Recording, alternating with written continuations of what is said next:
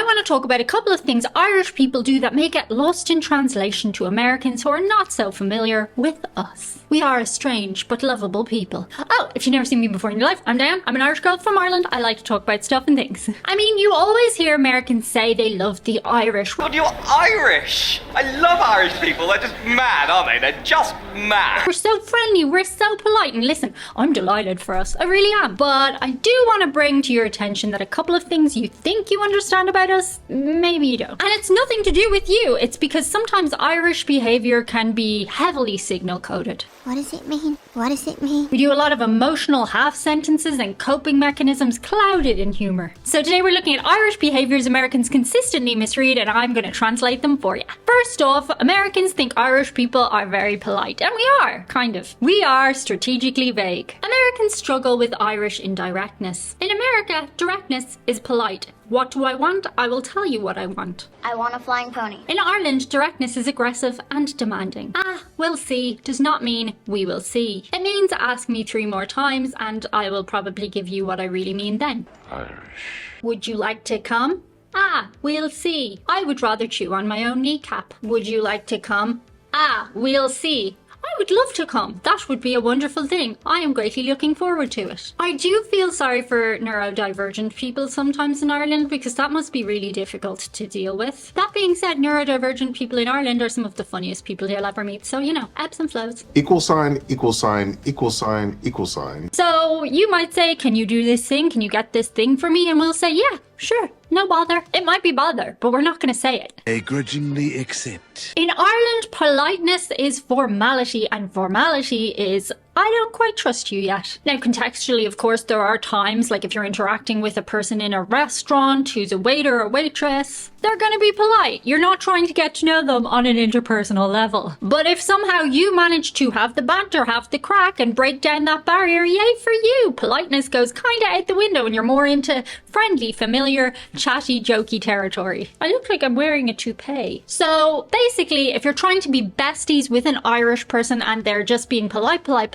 it's the Irish equivalent of a restraining order. Up next, the Irish compliment dodge. Americans think when we refuse to accept your compliment that we're either being rude or self-deprecating. No. Have you seen my video on notions? In Ireland, accepting a compliment without immediately insulting yourself feels illegal. I don't believe you. Continue. We cannot appear too pleased with ourselves lest people think we have the big head. Big Irish head in ya, big Irish head in ya. What do you guys think is one of the most true stereotypes about Irish people? Big Irish heads, right? I live in New York. I'll see someone from like 50 meters down the street and I'm like, oh my God, that's a big head. And they get closer and closer and closer and I'm like, that person's Irish. And I'm like, putting my ear out going like, I'm gonna wait for the accent, wait for it. And I'm like, boom, Irish accent, the big Irish head. It literally, big Irish head, like this. Irish people actually do have big heads genetically, generally speaking, but that's a story for another day. So an American says to me, I love your hair. And I say, stop, it's disgusting. I look like a dog. No insult to this dog who just had his hair done. This week he looks very beautiful. Well, you did have beautiful hair and then we went for a walk in the rain and now you need a bath. My feelings. I have learned over the years that when an American gives me a compliment, the correct way to respond is thank you. But every bit of me wants to die on the inside by doing so. Okay. Thanks. I guess. See, by saying thank you as an Irish person, it means, yes, I agree, my hair is lovely today, and God forbid we actually think anything is good about ourselves. Well, allow me to bring you back down to earth by pointing out the lighting level in this video. 0 shadows, 0 depth makes you look like just one big clinically flat marshmallow face.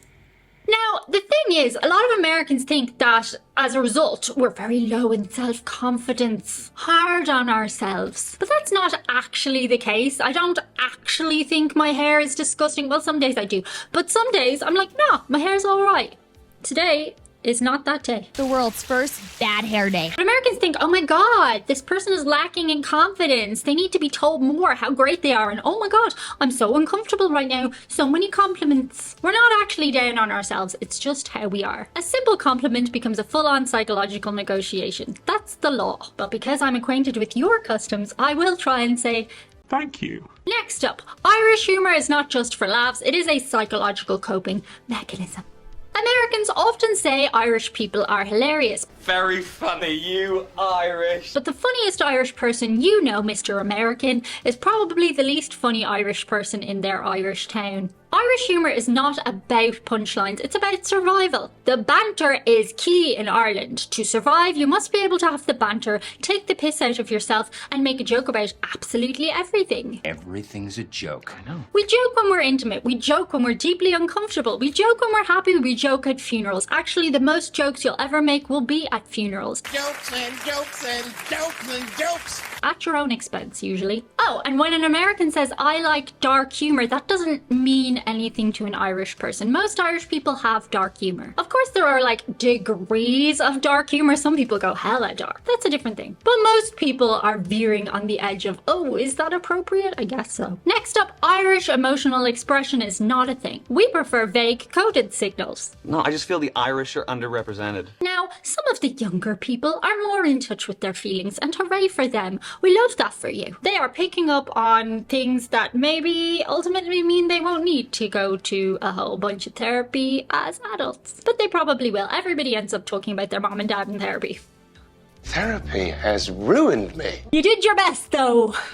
Americans generally say their feelings openly. I am feeling sad. This makes me feel this way. In its place, Irish people have weather commentary, sighs, mild complaining, sarcasm, and the term asher look. It's emotional expression disguised as a crossword clue. So my American friend might say, I feel a bit shit today, in an American accent. And my Irish friend will say, the weather is shite today. What does she mean by that? And actually, sometimes I know exactly what they mean. Generally, chocolate is a good cure for such a mood. Or a packet of Tito. Find your friend's poison. Next up is the Irish obsession with morbidity. Talking about death is practically a national pastime. Guess who died is just a sentence you are going to hear in everyone's parents' house. Most people above the age of 60 check RIP.ie every single day, in the same way as Americans check the weather. It's not dark, it's just life. We've lived through so much misery that it's part of the culture now. It's communal, not grim. We're not traumatized, we're just chatting. Dead. She's dead.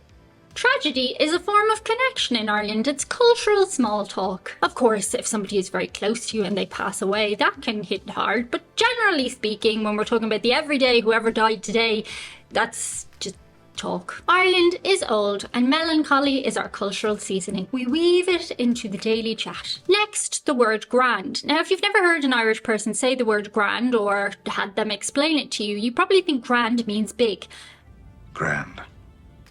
No, it's a catch-all word in Ireland. And you might think it just means fine. It can mean fine, but it can mean a whole syllabus of other things also. It can mean fine, not fine, dying, don't ask again, leave me alone, stop poking, let's never speak of this again, beautiful, hideous. It's a catch-all, a deflection, a smoke bomb, and you need to learn how to interpret the people you love's grands.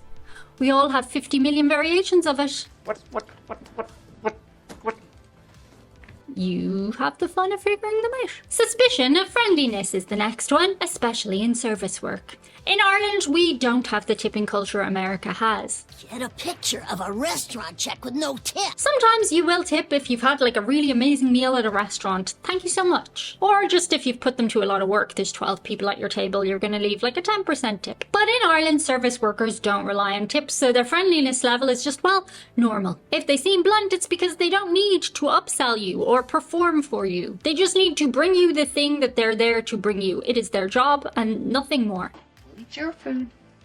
When an American service worker is joyful to us out of nowhere, yes, I do feel you are trying to upsell me and get a bigger tip, which of course is the cycle. That is normal. It's just not what we do in Ireland. But as a result, I don't entirely trust when somebody who is performing a service for me in America and is nice to me is actually being nice to me because they think we get on. And in Ireland, when somebody is doing something for me, like I'm just going back to the waiter example, and they're nice to me, I'm like, oh, they're actually fond of me immediately. Now, I would imagine that as an American, you begin to read between the lines a lot better if you're living there. But as a foreign national visiting your country, I can't tell if the person's just being nice to me for a bigger tip or not. I'm not offended by the faux joyfulness, I'm just suspicious. And finally, number 1, it is cursing is just punctuation. Irish curse.